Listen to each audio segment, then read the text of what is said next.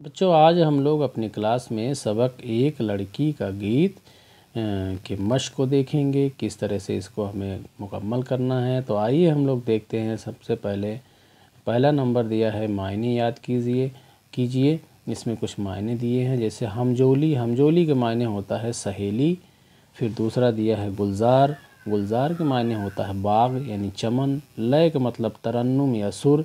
जब कोई भी गाना गाते हैं तो सुर के साथ गाते हैं, उसी को हम लय बोलते हैं। बन के मायने जंगल।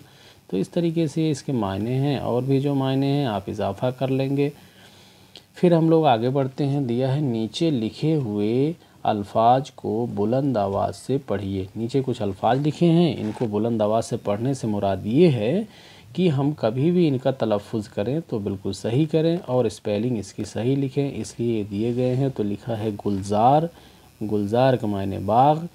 चिड़िया हो गई, इसको भी अच्छे से लिखेंगे और तलफ़ुज़ करेंगे। कूकू। कूकू क्या है? ये कोयल की बोल है, तो इसको लिखेंगे। सब्ज़ह के मायने हरा भरा, तो इनको हम लिखेंगे और हमेशा इसको याद करेंगे ताकि कभी ये गलतियां ना हो। हमेशा इसको याद रखेंगे। तीसरे नंबर में आता है फिर गौर कीजिए। कुछ गौर करने की बातें हैं, तो इनको हम देखते हैं। लिखा है नज़्म। नज़्म के इस मिसरे, एक मिसरा है क्या? हवा की छेड़ से एक एक पत्ता थरथराता हो।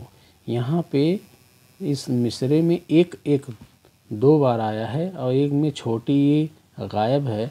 तो इसमें आगे दिया है कि मैं एक एक आया है। कभी कभी शायर को शेर के वज़न की रियायत से लफ्ज़ एक की छोटी हिफ्ज़ करनी पड़ती है, मतलब उसको छुपाना पड़ता है, यानी उसी में छुपा देना पड़ता है ताकि दिखाई न दे। तो यही यहाँ किया गया है। इस तरह मेरा मेरी को लिखने के लिए मरा मरी मेरे, और तेरा तेरी तेरे को लिखने के लिए तेरा तेरी तेरे हो जाता है। तो यहाँ पे ये बताया गया है कि कभी कभी शायर को किसी हुरूफ को छुपाने की ज़रूरत पड़ जाती है। तो इस तरीके से अपने इस नज़्म में हवा की छेड़ से एक एक पत्ता थरथराता है, यहाँ छोटी ई को हिफ्ज़ किया गया है, यानी कि उसको छुपा दिया गया है। इसी तरीके से शायर को कभी कभी ज़रूरत पड़ जाती है। आगे हम लोग देखते हैं। सोचें और बताएं। इसमें चंद सवाल हैं, इनके जवाब लिखने हैं। लिखा है इस नज़्म में लड़की ने क्या ख्वाहिश ज़ाहिर की। ये पहला सवाल है। जाहिर सी बात है, इस नज़्म को पूरा लिखा ही इसी बेस पे गया है कि लड़की क्या क्या ख्वाहिश ज़ाहिर करती है। तो सवाल कुछ बड़ा होगा, चूँकि तीनों बंद इसमें आ जाएंगे। तो जवाब में लिखेंगे इस नज़्म में लड़की ने अपनी हमजोलियों के साथ ऐसी जगह पर रहने की ख्वाहिश ज़ाहिर की है जहाँ चिड़िया चहचहाती हो, कलियाँ खुशबू लुटाती हों, कोयल मीठे गीत गाती हो, सब्ज़ह लहलहाता हो, चश्मों का पानी नर्म लय में गुनगुनाता हो। ऐसी जगह जहाँ नहरें मोती के मानिंद बह रही हों, लड़की यह ख्वाहिश ज़ाहिर करती है। तो इस तरीके से हम लिख लेंगे। फिर दूसरा सवाल है कि दूसरा बंद पढ़कर बताइए कि लड़की अपनी हमजोलियों के साथ कैसी जगह रहना चाहती है। दूसरे बंद में जो लिखा है उसी को हम लिखेंगे कि दूसरे बंद में लड़की अपनी हमजोलियों के साथ ऐसी जगह रहना चाहती है जहां बरसात के मौसम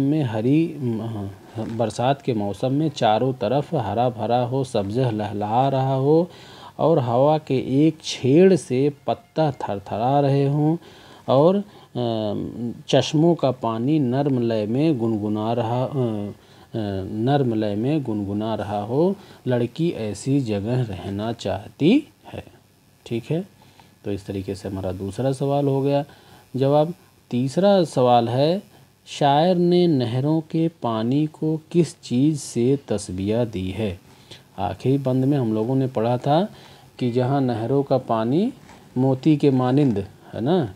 तो इसमें यही लिखना है हमें, शायर ने नहर के पानी को मोती से तशबीह दी है। ठीक है, यही लिखेंगे, शायर ने नहरों के पानी को मोती से तशबीह दी है। ठीक है, तो इस तरीके से ये हमारा हो जाए। अब आगे 5वें नंबर में लिखा है मिसरा मुकम्मल करिए। ये अपनी नज़्म से ही कुछ मिसरे हैं जो आगे खाली दिया गया है, इनको हमें पूरा करना है। तो सबसे पहले लिखा है जहाँ बरसात के मौसम में, तो आगे यहाँ पे सब्ज़ह लहलहाता हो, जहाँ बरसात के मौसम में सब्ज़ह लहलहाता हो लिख लेंगे। फिर आगे लिखा है जहाँ शाखों पे कलियाँ नित नई खुशबू लुटाती हूँ, जहाँ शाखों पे कलियाँ नित नई खुशबू लुटाती हूँ, ये लिख लेंगे। 3 नंबर में लिखा है जहाँ चश्मों का पानी, आगे लिखेंगे नर्म लय में गुनगुनाता हो। फिर लिखा है जहाँ फूलों की खुशबू से बन का बन महकता हो। तो इस तरीके से हम लोग इसको नज़्म में देख करके इसको मुकम्मल कर लेंगे।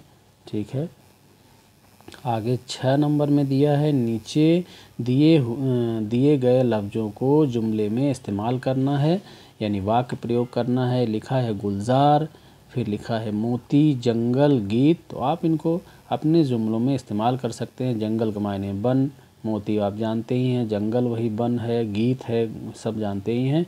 इनको आप अपने जुमलों में इस्तेमाल कर लेंगे। बेहद आसान लफ्ज़ हैं, आप कर सकते हैं इसको आराम से।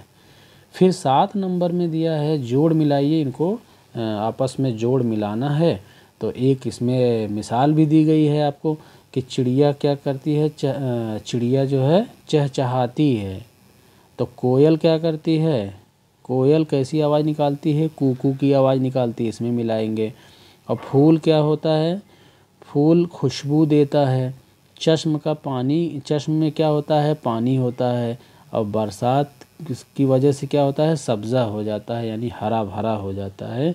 तो इस तरीके से इनको हम मिला लेंगे। मिलाने से मुराद ये है कि चिड़िया यहाँ सामने लिखेंगे चहचहाना, यहाँ लिखेंगे कोयल, यहाँ लिखेंगे फूल से खुशबू, चश्म का यहाँ पानी, फिर बरसात का सब्ज़ा यहाँ आगे यहाँ लिखते चले जाएंगे। ठीक है, फिर इस तरीके से हम इसको कंप्लीट कर लेंगे। फिर आगे बढ़ते हैं हम लोग। इसमें आगे दिया है 8 नंबर में नीचे लिखे हुए अल्फाज के वाहिद लिखना है, यानी एक वचन लिखना है, वाहिद लिखना है। ये पहले से ही जमा में लिखे गए हैं। लिखा है हमजोलियाँ, तो नून गुन्ना हटा देंगे हम, तो हमजोली हो जाएगा। नून अलिफ नून गुन्ना हटाएंगे तो ये हमारा हमजोली हो जाएगा। फिर लिखा है कलियाँ, तो इसका हो जाएगा कली, यहाँ भी अलिफ नून गुन्ना हटाएंगे। चिड़िया, तो यहाँ पे नून गुन्ना हटाएंगे, हमारा ये चिड़िया हो जाएगा। तो इस तरीके से हमको इसको वाहिद बनाने लेना है, ये पहले से ही जमा में लिखे हैं। फिर आखिरी में दिया है अमली काम, यानी प्रोजेक्ट वर्क। किसी ऐसे मकाम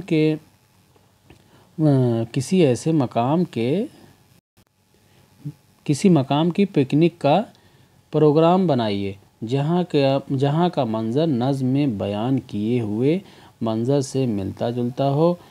ऐसी जगह जाइए जहाँ ये हम लोगों ने नज़्म में जो पढ़ा वे सारी चीज़ें, मैक्सिमम चीज़ें मौजूद हों।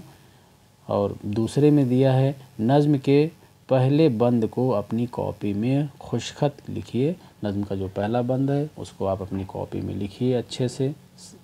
तो इस तरीके से आपका प्रोजेक्ट वर्क है, इसको आप मुकम्मल कर लेंगे। मिलते हैं हम लोग अगली क्लास में एक नए सबक के साथ। तब तक के लिए जय हिंद, जय भारत।